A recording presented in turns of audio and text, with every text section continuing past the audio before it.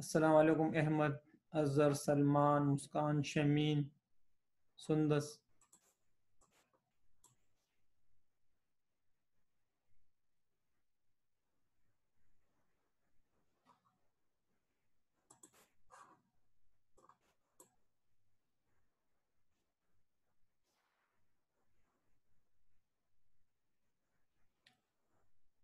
जी last topic में कोई confusion है तो पूछ लें।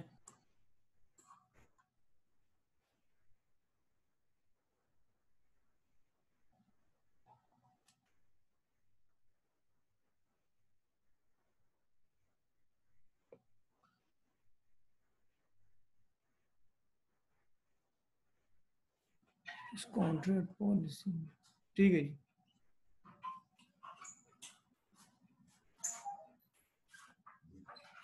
तो ना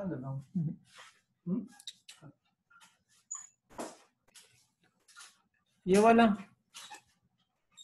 और ये वाला।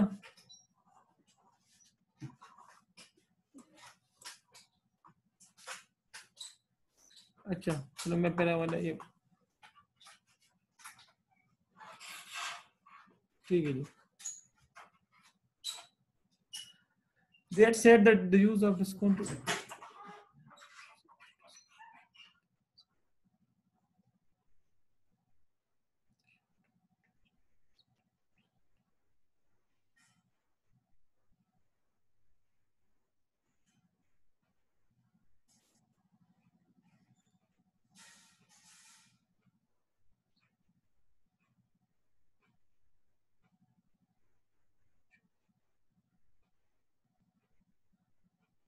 उसका शमीन आप मुझे इंशाल्लाह मैं देख आपको बता दूंगा, ठीक है, कि इसकी एग्जैक्ट मीनिंग क्या है। ठीक है जी, मैं इसको देख के ना आपको एग्जैक्ट मीनिंग इसके बता दूंगा कि इसका मतलब क्या है। क्लियर जी, मैं कोई एग्जांपल वगैरह देख के ना आपको समझा दूंगा जी। मुझे थोड़ा सा टाइम दे के ना इंशाल्लाह मैं आपको समझा दूंगा या ग्रुप में।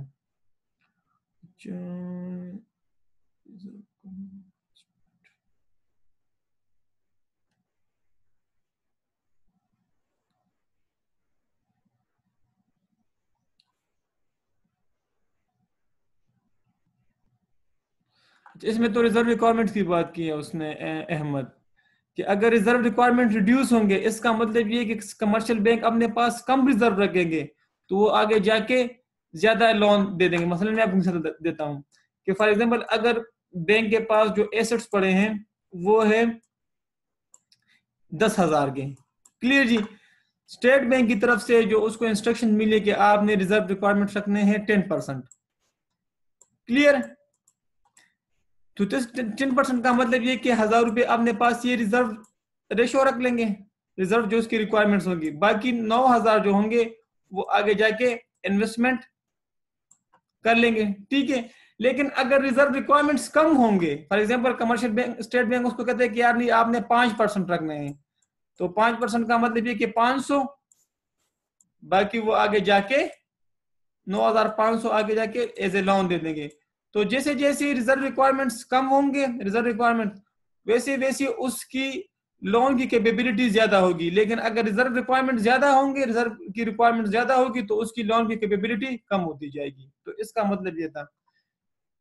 ठीक है ना अहमद, तो जितने ज्यादा रिजर्व रिक्वायरमेंट्स होगी उतनी उनकी लोन देने की कैपेबिलिटी कम होगी, और जितने ज्यादा उसकी रिजर्व रिक्वायरमेंट्स ज्यादा होगी, कम होगी, रिजर्व रिक्वायरमेंट्स की रिक्वायरमेंट कम होगी तो उसकी कैपेबिलिटी ज्यादा होगी।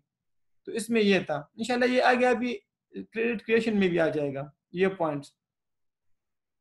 ठीक है, तो कम रिजर्व रिक्वायरमेंट्स होगी तो लोन की कैपेबिलिटी ज्यादा होगी, ज्यादा रिजर्व रिक्वायरमेंट्स होगी तो लोन की कैपेबिलिटी कम होगी। हीटेड इकोनॉमी वो होती है जो ऑलरेडी पीक पे पहुंच गई, जिधर full employment level, inflation rate, aggregate demand, supply of money ज्यादा पीक पे पहुंच गई हो। ठीक है ना, तो इसको कहते हैं हीटेड इकोनॉमी। ऑलरेडी वो पीक पे पहुंच गई है, उधर एग्रीगेट डिमांड भी ज्यादा है, सप्लाई ऑफ मनी, लोगों के पास पैसा भी ज्यादा है, इन्फ्लेशन रेट भी तकरीबन हाई हो चुकी होती है, तो इसको कहते हैं हीटेड इकोनॉमी। नहीं नहीं नहीं नहीं नहीं नहीं, स्टेट बैंक यार, स्टेट बैंक कमर्शियल बैंक तो कहेगा ना कि आपने इतनी रिजर्व रिक्वायरमेंट्स रखनी है। फिर कमर्शियल बैंक स्टेट बैंक की इंस्ट्रक्शन पे अमल करेगा। ठीक है जी, स्टेट बैंक इंस्ट्रक्शन करेगा ना कमर्शियल बैंक को, यार आप इतने रिजर्व रिक्वायरमेंट्स अपने पास रख लो, ठीक है ना, कैश की इतनी एज ए रिजर्व रख लो, बाकी लोन दे दो, ठीक है ना। शमीन हिटेड इकोनॉमी समझ आ गई। सेकंड जनरेशन बैंक, अभी मैं आपको समझा दूंगा, अदर बैंक्स में आ जाएंगे। सेकंड जनरेशन बैंक्स ये होते हैं फॉर एग्जांपल आपके इन्वेस्टमेंट बैंक्स, ठीक है ना, या आपके जो रिटेल बैंक्स जो अभी इंशाल्लाह हम पढ़ेंगे, ये तकरीबन सेकंड जनरेशन बैंक्स में आ जाते हैं। क्लियर जी, अभी इंशाल्लाह पढ़ेंगे अदर बैंक्स वगैरह जो है सेकंड जनरेशन बैंक्स है, जिसमें तकरीबन आपके क्रेडिट कार्ड, डेबिट कार्ड, आपकी ये पैसे वसूल करना, खैर पैसे वसूल करना और लोन देने तो बैंक का मेन काम होता है। बाकी जो इसके अदर फैसिलिटीज होते हैं, क्रेडिट कार्ड, डेबिट कार्ड की फैसिलिटी, एटीएम कार्ड की फैसिलिटी, ये सेकंड जनरेशन बैंक्स में उसमें आ जाते हैं। क्लियर जी, इंशाल्लाह आपके जो 2 पॉइंट्स है वो क्लियर हो जाएंगे, मैं वो चेक करके ना उसकी एक्सप्लेनेशन दे के इंशाल्लाह आपको बता दूंगा। बाकी भी पूछे, शाबाश शाबाश पूछे यार, मुझे खुशी होती है कि आप लोग माशाल्लाह पढ़ रहे हैं और पूछ रहे हैं। जी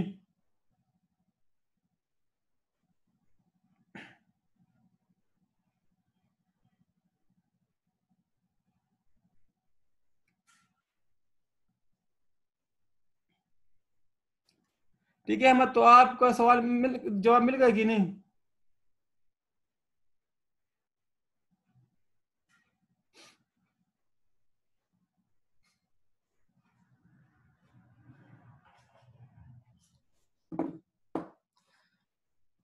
ठीक है, तो शमीन सेकंड जनरेशन बैंक जो आप ये जो कन्वेंशनल बैंकिंग सिस्टम जो आजकल चल रहे हैं तो उसको कहते हैं सेकंड जनरेशन बैंक्स।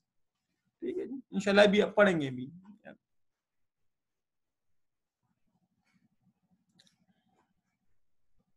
अच्छा, अदर बैंक्स, अब हम आ जाते हैं अदर बैंक्स की तरफ, और अदर बैंक्स में हम पढ़ते हैं फाइनेंशियल इंटरमीडियरीज। ये फाइनेंशियल इंटरमीडियरीज क्या चीज होती हैं? अच्छा, financial intermediaries is a financial institution through which the savers can indirectly provide funds to the borrower। तो बारवर और लेंडर के दरमियान कोई भी इंस्टीट्यूशन जो एज एजेंट काम करती है उसको कहते हैं फाइनेंशियल इंटरमीडियरी। फॉर एग्जांपल एक बंदे के पास सरप्लस पैसा है, तो वो सरप्लस फॉर एग्जांपल ये है अपना बारवर, ठीक है जी, इसके पास सरप्लस पैसा है, तो वो सरप्लस पैसा बैंक में वो सेव करवा लेता है, डिपॉजिट करवा लेता है, ठीक है जी। बैंक में जब वो डिपॉजिट करवा लेता है तो बैंक उसको क्या देता है, एक खास किस्म की अमाउंट यानी इंटरेस्ट वगैरह। लेकिन बैंक वो पैसा अपने पास नहीं रखता, बल्कि जाके जिस बंदे को जरूरत होती है, सॉरी ये लेंडर होगा, लेंडर जो बंदा बैंक में पैसा रखवाएगा वो लेंडर होगा, जिसको पैसे की जरूरत होगी वो बारवर होगा, सॉरी ये लेंडर, माय मिस्टेक। तो जिस बंदे के पास सरप्लस पैसा है वो जाके बैंक में रखवा देगा, तो लेंडर बैंक में पैसा रखवा के उसको एक खास अमाउंट मिलेगी, मसलन सूद वगैरह, ठीक है। बैंक वो पैसा अपने पास नहीं रखता, बल्कि आगे जाके जिस बंदे को उसकी जरूरत होगी उसको वो पैसा दे देगा और बैंक उससे फिर सूद वसूल करेगा। क्लियर जी, तो इसको कहते हैं फाइनेंशियल इंटरमीडियरी। बैंक जो बारवर और लेंडर के दरमियान जो एक एज एजेंट का काम करता है, इसको कहते हैं फाइनेंशियल इंटरमीडियरीज। फाइनेंशियल इंस्टीट्यूशन, तो बैंक एक फाइनेंशियल इंस्टीट्यूशन है through which the saver, lender saver था, उसके पास सेविंग्स पड़ी थी, पैसे पड़े थे, वो उसने बैंक में रखवा दिए, can indirectly provide fund to the borrower. So directly तो प्रोवाइड नहीं कर रहा ना, थ्रू बैंक्स प्रोवाइड करे ना, वो बैंक को देगा और बैंक आगे जाके बारवर को दे देगा वो फंड, ठीक है। तो ऐसी इंस्टीट्यूशंस को जो कि इनडायरेक्टली बारवर को फंड प्रोवाइड करता है उसको कहते हैं फाइनेंशियल इंटरमीडियरीज। क्लियर जी, अब जो बैंक है, बैंक भी एक फाइनेंशियल इंटरमीडियरी है। अब बैंक क्या है? बैंक एक फाइनेंशियल इंस्टीट्यूशन है लाइसेंस बाय द गवर्नमेंट, जो कि गवर्नमेंट के अंडर काम करती हैं, for example state bank of Pakistan के under. Clear, to receive the deposit, bank क्या करता है? बैंक का मेन काम होगा लेंडर से पैसे रिसीव करना और डिपॉजिट करवाना, which then invest this fund into a number of securities. वो या तो इसको सिक्योरिटीज, इस पे बॉन्ड्स वगैरह लेंगे, शेयर्स वगैरह लेंगे, या किसी बार्बर को दे देंगे। तो बैंक भी एक फाइनेंशियल इंटरमीडियरीज है जो कोई लोगों से सरप्लस पैसा लेता है और आगे जाके उसको फर्दर इन्वेस्ट करते हैं। सिक्योरिटीज का मतलब ये थी आगे जाके शेयर्स लेंगे, डिबेंचर या बॉन्ड्स लेंगे। क्लियर जी? तो बैंक का मेन काम ये होता है। तो इन दो डिफिनीशन में कोई कंफ्यूजन?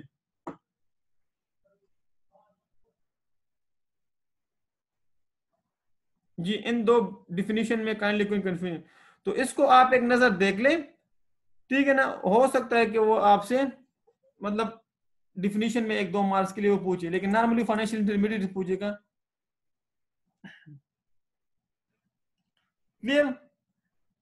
तो ये था बैंक। अब types of banks, commercial banks. अब कमर्शियल बैंक्स क्या चीज होते हैं? अब उसने कमर्शियल बैंक्स की डिफिनीशन लिखी। अब इंशाल्लाह इधर आपको क्लियर हो जाएंगे कि कमर्शियल बैंक्स क्या चीज है। A bank targeted as the mass market. यार मास मार्केट का मतलब है कि बहुत ज्यादा लोगों की तरफ, ठीक है।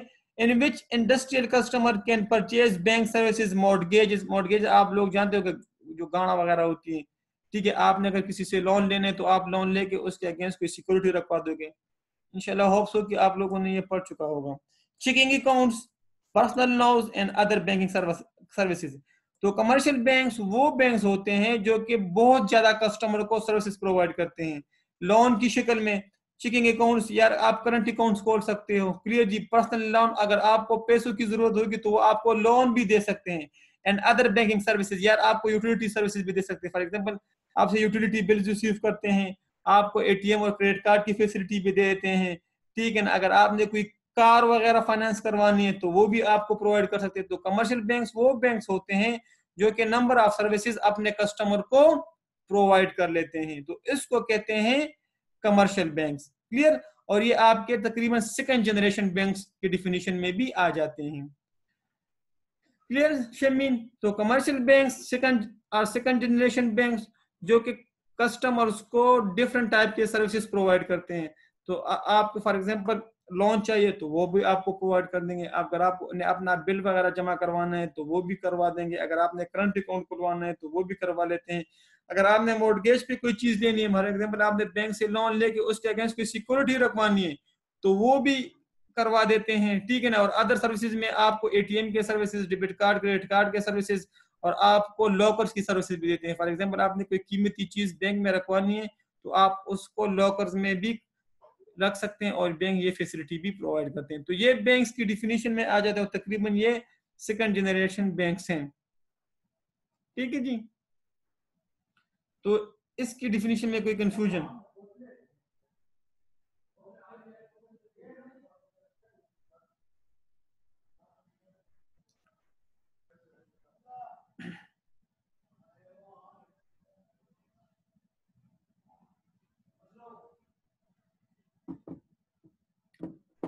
अच्छा, अब आगे जाते हैं हम। तो ये 3 डिफिनीशन जरा आप देखें। ये फाइनेंशियल इंटरमीडिएटरीज की डिफिनीशन थोड़ी सी इंपॉर्टेंट है, ठीक है ना। इसको भी जरा आप काइंडली देख ले। अब आ जाते हैं रिटेल बैंक्स। रिटेल बैंक्स भी तकरीबन कमर्शियल बैंक्स की तरह होते हैं और सिनोनिम्स के तौर पर यूज होते हैं। क्लियर जी? इनका काम भी bank targeted as a mass market, वो भी मास मार्केट को हिट करता है। और ये भी in which individual customer can purchase mortgages, checking accounts, personal loan. तो इन सिंपल वर्ड्स की रिटेल बैंक्स और कमर्शियल बैंक्स दोनों सेम है, दोनों की डिफिनीशन तकरीबन सेम है और एक दूसरे की जगह एज सिनोनिम्स के तौर पर यूज होते हैं। यार ये हमारे जो बैंक्स वगैरह है ना, ये भी रिटेल बैंक्स की डिफिनीशन में आ जाते हैं। अब जी यहां तक कोई कंफ्यूजन?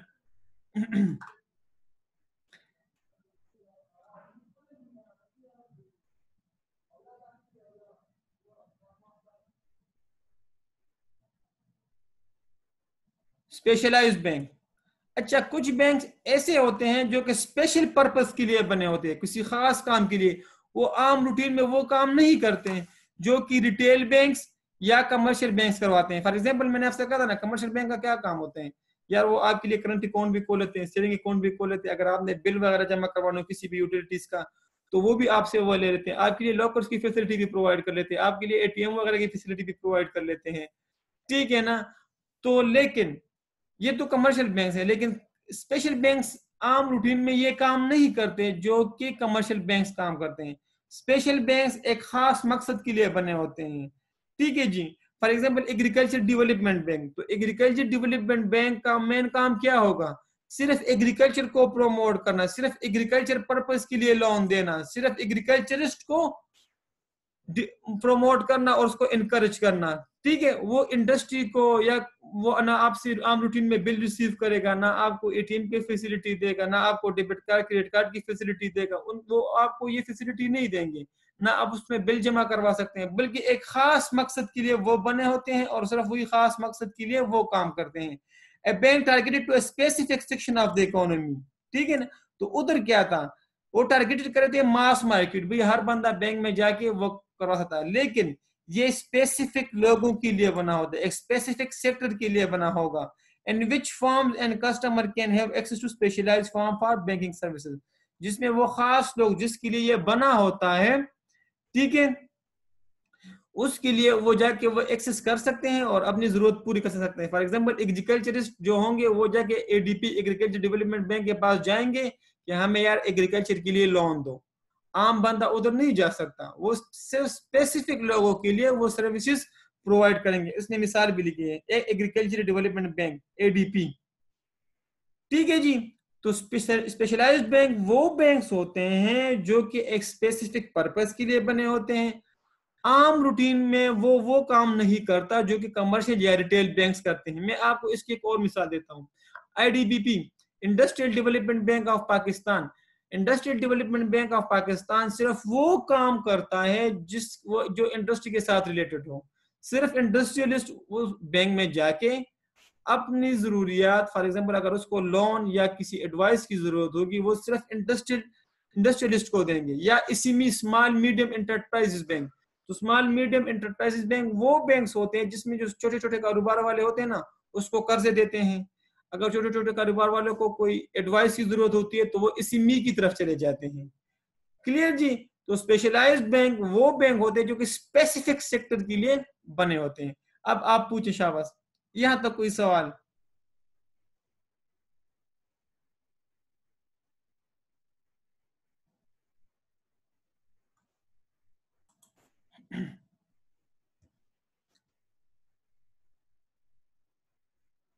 खालिद इंशाल्लाह ये मैं करवा दूंगा, आपके सवाल मैंने नोट किया भाई, इंशाल्लाह मैं करवा के ना आपको व्हाट्सएप में वो करवा दूंगा, बॉन्ड्स की वो करवा दूंगा इंशाल्लाह, ठीक है भाई।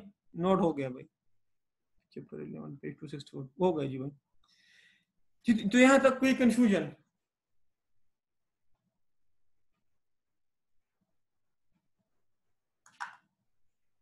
क्लियर जी। तो स्पेशलाइज्ड बैंक स्पेसिफिक नेचर के लिए होते हैं, वो आम रूटीन में वो काम नहीं करते जो कि कमर्शियल बैंक्स करते हैं। यार आप फॉर एग्जांपल एडीपी बैंक में आप जाओगे ना बिल लेके, ओके भैया ये तो हमारा काम ही नहीं है, ठीक है ना। या फॉर एग्जांपल आपने कहा, आप जाओगे से कहोगे यार मैंने करंट अकाउंट वैसे खुलवाना है, मतलब आप कि यार ये हमारा काम नहीं, हमने सिर्फ एग्रीकल्चर को सपोर्ट करना है, ठीक है जी।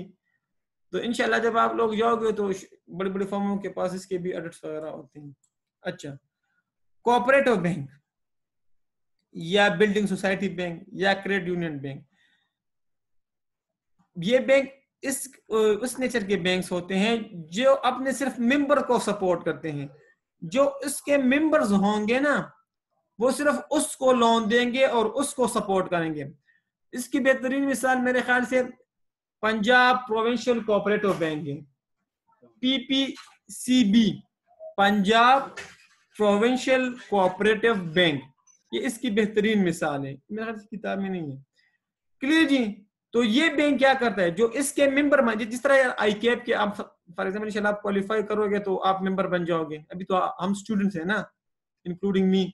तो इंशाल्लाह जब हम मेंबर बन जाएंगे तो आई कैप की तरफ से भी जो किस किस्म की फैसिलिटी है ना, वो सिर्फ फॉर एग्जांपल मेंबर के लिए होगी, ठीक है। अगर वो कोई फंक्शन या सेमिनार इस तरह अरेंज करें तो वो सिर्फ मेंबर्स के लिए, आउटसाइडर के लिए भी होती है, लेकिन कुछ चीजें उसके लिए सिर्फ अपने मेंबर को सपोर्ट करने के लिए होती है।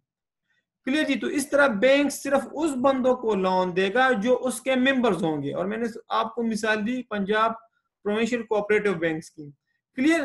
तो इस किस्म फॉर एग्जांपल यार हम फॉर एग्जांपल 10-12 लोग मिलकर ना एक बैंक बनाते हैं, ठीक है ना। तो अगर फॉर एग्जांपल अहमद को लोन की जरूरत होगी तो अहमद को लोन देंगे, सदीक को जरूरत होगी तो सदीक को, मुस्कान को, सबा को, शमीन को जरूरत होगी तो उसको लोन देंगे, ठीक है ना, शफकत को।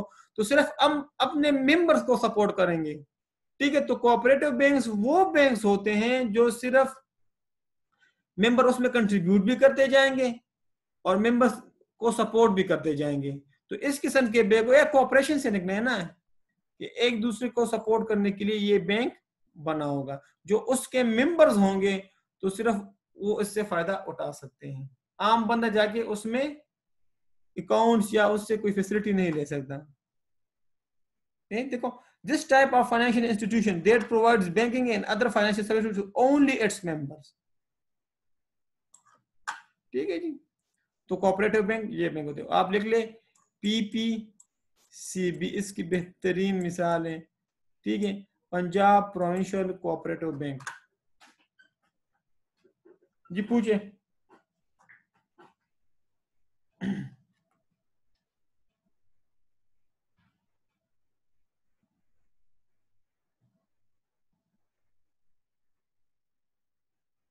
तो काइंडली यार ये इंपॉर्टेंट एरिया है। तो उसने पूछे क्या कोऑपरेटिव बैंक और इन्वेस्टमेंट बैंक क्या चीज होती है, स्पेशलाइज्ड बैंक। तो 2-3 मार्क्स के लिए काइंडली आप इसको इग्नोर ना करें, बहुत इंपॉर्टेंट होते हैं 2-3 मार्क्स। इन्वेस्टमेंट बैंक भी एक स्पेशलाइज्ड बैंक होता है। क्लियर जी। ना इस तरह नहीं बना सकता, कम कम दी।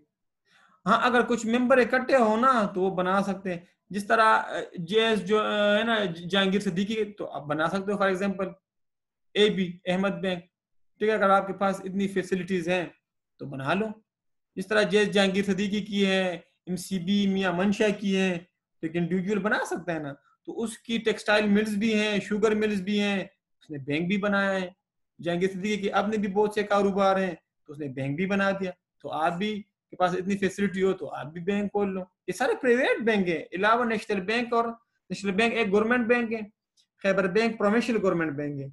बाकी आप अल हबीब देख लो, आप एबीएल देख लो, आप एचबीएल देख लो, आप एमसीबी देख लो, आप जेएस देख लो, आप अलबरका देख लो, ठीक है ना। अब वो जो दूसरा अपना है वो बाहर के ममालिक का एक सुरक्षा नाम है उसका, स्टैंडर्ड चार्टर्ड, तो वो एक इंटरनेशनल बैंक है, तो आप खोल सकते हो। अस्करी हमारे फौजी भाइयों की बैंक है, फौजियों ने अपनी बैंक खोल दी, ठीक है जी। तो उसने अपनी खोल दी उस फौजी फर्टिलाइजर एफएफसी, ठीक है ना, अस्करी सीमेंट, तो उसने बैंक भी खोल दी।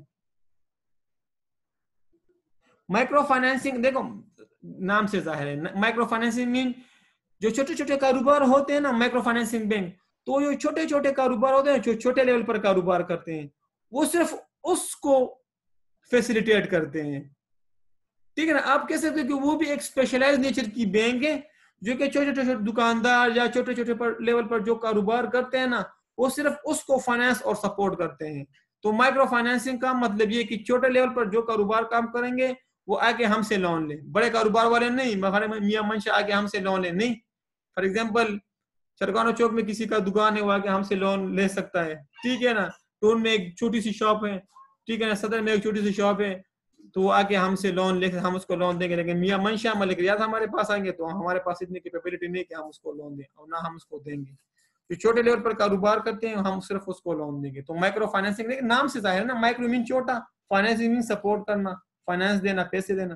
तो जो छोटे लेवल पर कारोबार करते हैं उसको फाइनेंस करना। जी किसी और का कोई सवाल। तो हम आ रहे थे इन्वेस्टमेंट बैंक। तो इन्वेस्टमेंट बैंक भी एक स्पेशलाइज्ड नेचर की बैंक होती है, और इसका मेन काम ये होता है कि सिर्फ जो लोग इन्वेस्टमेंट करेंगे, जो इन्वेस्टर होंगे, उसको सपोर्ट करना और उसके लिए फाइनेंस को मुहैया करना। तो इन्वेस्टमेंट बैंक का काम ये होता है। क्लियर जी। So investment bank specialised nature की बैंक होती है, ठीक है जी, जो कि सिर्फ अपने उस क्लाइंट को सर्विसेज प्रोवाइड करेंगे जो कि इन्वेस्टमेंट करना चाहते हैं। क्लियर जी। या उससे लोन, ठीक है। तो ये स्कीम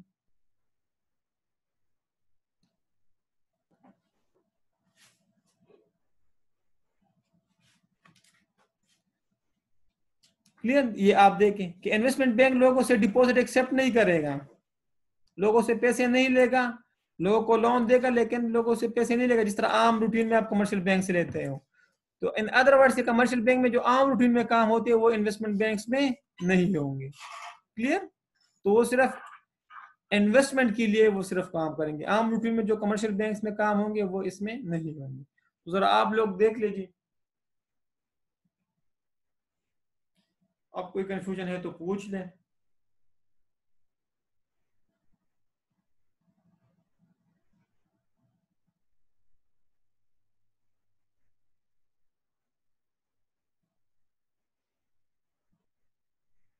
ठीक है शमीन, तो तकरीबन ये जो कमर्शियल बैंक्स आपके पास आ जाते हैं ना,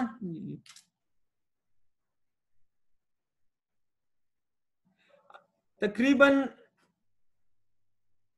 1990 से 2000-2002 तक जितने भी बैंक्स बने जो आपके कन्वेंशनल बैंक्स होते हैं, कन्वेंशनल बैंक्स, जो कमर्शियल बैंक आपके कन्वेंशनल बैंक्स क्या होते हैं? कन्वेंशनल बैंक्स वो बैंक्स होते हैं जो कि आम रूटीन में लोन लेते हैं, क्लियर जी, और लोगों को लोन देते थे। 2000 तक, तकरीबन 2002 तक ये प्रोसेस चलता रहा।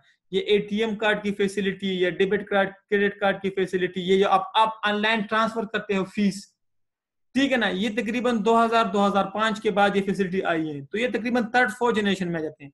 2000 तक तकरीबन बैंक जो भी काम करता था ना उसको हम कहते हैं second generation bank.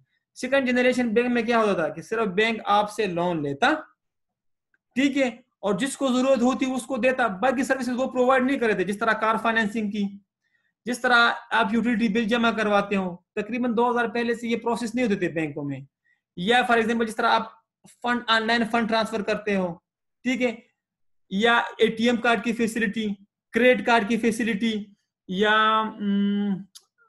Utility bill जमा करवाना। अभी फॉर एग्जांपल आप ये मोबाइल एप्स वगैरह जो आ गए हैं, अब आप मोबाइल एप्स के थ्रू भी फंड ट्रांसफर कर सकते हैं, ठीक है ना, अगर किसी ने किया हो। तो ये थर्ड फोर्थ जनरेशन की डिफिनीशन में आ जाते हैं। तकरीबन 1985 से या 1990 से 2000 तक बैंक जो काम करते थे उसको कहते थे सेकंड जनरेशन बैंक। और वो क्या काम करते थे कि लोगों से सरप्लस पैसा लेते और जो बारवर थे उसको पैसा देते, ठीक है।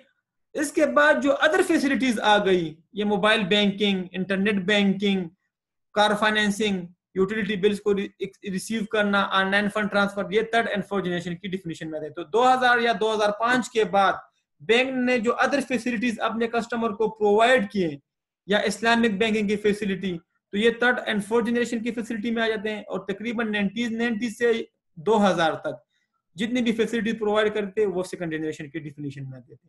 तो आपकी जो कन्वेंशनल बैंकिंग थी, कमर्शियल बैंकिंग, वो सेकंड जनरेशन की डिफिनेशन में 2000 तक आती थी। अब ये थर्ड एंड फोर्थ जनरेशन तक आ गई है। तो ये था डिफिनेशन, श्योर, ठीक है ना। तो सेकंड जनरेशन में सिर्फ वो क्या काम करता था यार, कि सिर्फ वो आपसे पैसे सरप्लस वसूल करता और आपको बारबर को देता। लेकिन उसके बाद बैंकों ने अदर सर्विस भी प्रोवाइड करना शुरू कर दिया, जो मैंने आपको बता दिया कि इंटरनेट बैंकिंग और ये मोबाइल बैंकिंग, ये मोबाइल ऐप्स के थ्रू भी आप फॉर एग्जांपल वो कर लेते हो, ठीक है ना। तो इसको थर्ड और फोर्थ जनरेशन की डिफिनेशन में जाते हैं। और तकरीबन 2000 तक बैंक जो फैसिलिटी प्रोवाइड करते हैं ना 2000 तक, तो वो सेकंड जनरेशन की डिफिनेशन में थे। इस तरह ये 4G और 3G वगैरह आ चुके हैं ना, तो तकरीबन 1992 तक जितनी भी थी वो सेकंड जनरेशन में, ठीक है। तो 4G का मतलब भी फोर्थ जनरेशन, 3 का मतलब 3 जनरेशन, जिस तरह बैंकिंग में भी ये जनरेशन होती रहती है। तो होप्स हो कि अभी थोड़ा बहुत क्लियर हुआ होगा। अभी तो बैंक बहुत आगे गए हैं ना, अभी तो ऑनलाइन फंड ट्रांसफर ओपन क्या क्या क्या होता है जी। किसी और का सवाल? इन सिंपल वर्ड्स की 1990 से या 1985 से 2000 तक बैंक जो सर्विस प्रोवाइड करते वो सेकंड जनरेशन में थे। तो उसमें वो क्या सर्विसेज थी? सिंपल सी बात है कि वो उस लोगों से सरप्लस लेता और आगे जाके ट्रांसफर करता। अभी तो बैंक बहुत आगे चले गए हैं ना, अभी तो वो सेकंड जनरेशन से भी आगे थर्ड और फोर्थ में आ गए हैं।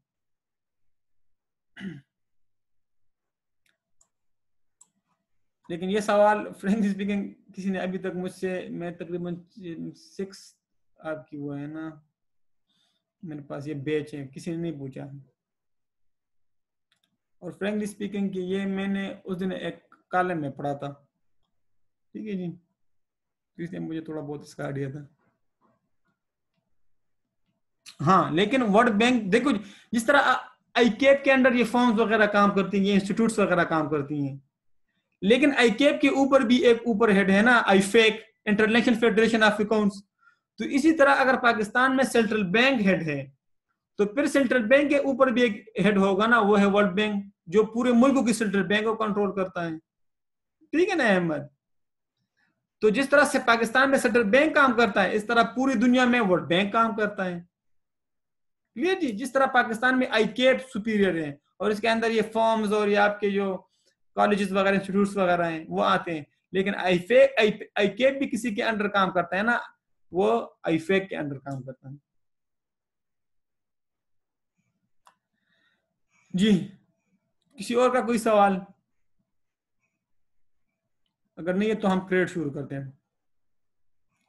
तो काइंडली इसको आप इग्नोर ना करिए, पास्ट पेपर में आ चुके हैं ये, रिटेल बैंक क्या चीज होती है, स्पेशलाइज्ड बैंक क्या चीज होती है, तो इसको आप लोगों ने पढ़ना है जी। अब आ जाते हैं हम चैप्टर 13 क्रेडिट की तरफ। क्रेडिट क्या चीज है? क्रेडिट, क्रेडिट डिफिनेशन पढ़ लेते हैं। ए कॉन्ट्रेक्चुअल एग्रीमेंट, भाई एक एग्रीमेंट होगा और वो होगा भी contract in binding by law होगा, where by a borrower receive something of value to the present, कि आज बारवर कुछ रिसीव कर लेगा, मतलब आज बारवर कुछ पैसे रिसीव कर लेगा, an exchange for payment in the future generally with the interest. तो इकोनॉमिक्स में क्रेडिट वो चीज होती है कि बारवर आज कुछ रिसीव करेगा प्रेजेंट में, एक एग्रीमेंट कर लेगा कि यार आपने मुझे आज इतने पैसे देने हैं, फ्यूचर में 3-4 साल बाद मैं आपको प्रिंसिपल भी वापस कर लूंगा और विद आपका सूद भी वापस कर लूंगा। तो कॉन्ट्रैक्ट ये होता है कि क्रेडिट कि एक एग्रीमेंट होता है between the borrower and the lender, जिसमें बारवर आज लेंडर से पैसे ले लेता है और फ्यूचर में 2 साल बाद 3 साल बाद जो एग्रीमेंट में उसने एग्री किया हो, ठीक है, मैं आपको प्रिंसिपल भी दे दूंगा और इंटरेस्ट भी दे दूंगा। क्लियर जी? तो इसको कहते हैं credit. Types of credits, trade credits, bank credits और कस्टमर क्रेडिट्स।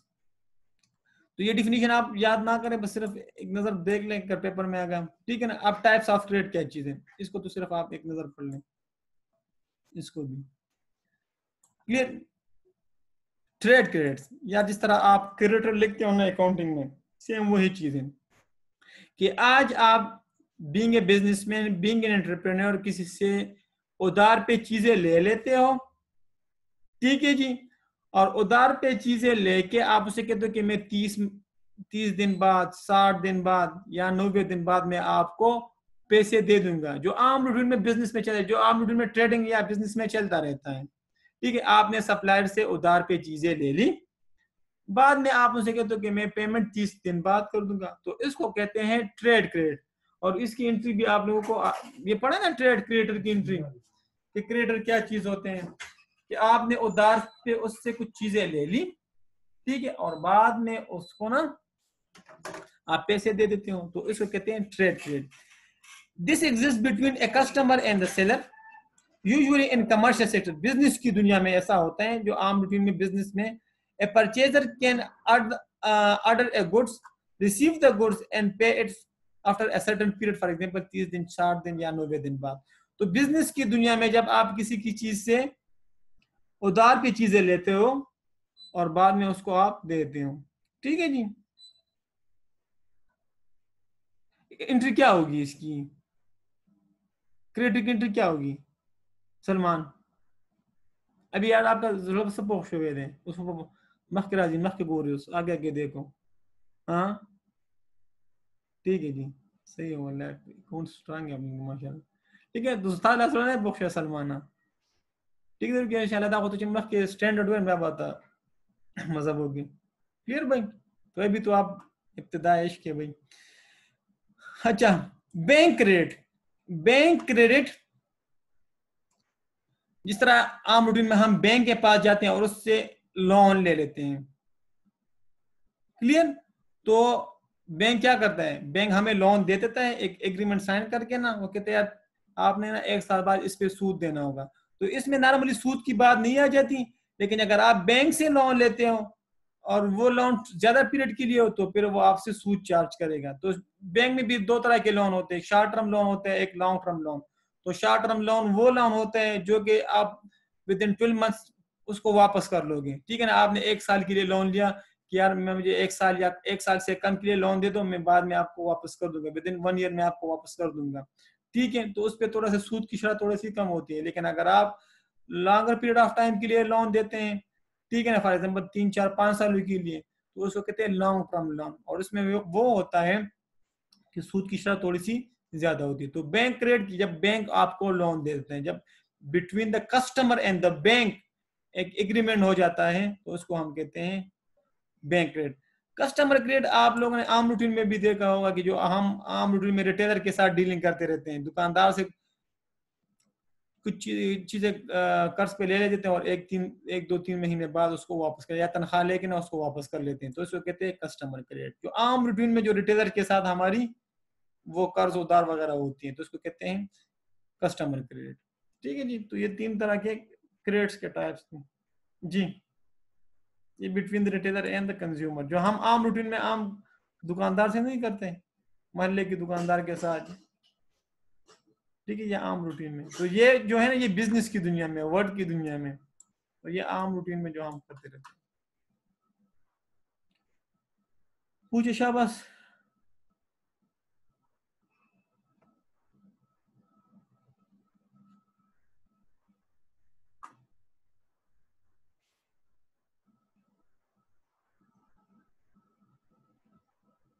ठीक है, तो इसको भी करनी आप पढ़ लें। अब ऑब्जेक्टिव में वो पूछ सकते हैं आपसे ये मेच्योरिटी। मेच्योरिटी वो टाइम पीरियड होता है जिसमें आपने वो लोन और प्रिंसिपल वापस करना, तो उसको कहते हैं मेच्योरिटी पीरियड। फॉर एग्जांपल, अगर आज आपने लोन लिया, ठीक है, और आपको कि 3 साल बाद मैंने ये वापस करना है, ठीक है, तो ये आपकी 3 साल आपकी क्या है, मेच्योरिटी पीरियड है, ठीक है। और जब 3 साल गुजर जाते हैं और वो डेट आ जाते हैं, फॉर एग्जांपल 31 दिसंबर को मैं आपको वापस करूंगा, तीसरे साल के 31 दिसंबर को, तो इसको कहते हैं मेच्योरिटी डेट। तो इस पीरियड को मेच्योरिटी पीरियड कहते हैं। मेच्योरिटी पीरियड जब वो एग्रीमेंट खत्म हो जाएगा, क्लियर जी। जब मैंने आपको प्रिंसिपल भी वापस करना है और आपको सूद भी वापस करना है, तो उसको कहते हैं, वो पीरियड को मेच्योरिटी पीरियड कहते हैं। और जिस डेट पे वापस करना है उसको कहते हैं मेच्योरिटी डेट, क्लियर जी। तो ये डिफिनीशन भी आप देख लें, सिर्फ समझे आप लोग। तो यहां तक काइंडली कोई सवाल हो तो पूछ ले शाबाश।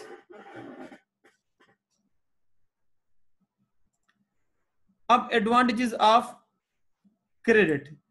भाई क्रेडिट के एडवांटेज क्या है? जब एक बारवर एक लेंडर से पैसे लेता है और बाद में फ्यूचर में सूद भी वापस कर लेता है, प्रिंसिपल भी, तो इसके फायदे क्या क्या होंगे? Spending and consumption, inflationary trends, economic policies, liquidity preference, use A security, बहुत ज्यादा, interbank transaction, satisfaction and optimal use of resources, working of banks and financial institutions, international trade and industrial revolutions, और खासकर governments. ठीक है जी, ये आप देखें, ये सवाल 1 2 दफा आ चुका है, क्लियर जी। तो जरूरी नहीं है कि अगर सवाल आ गया आपने ये सारे लिखने हैं, तकरीबन ये तो बहुत ज्यादा बन गए हैं।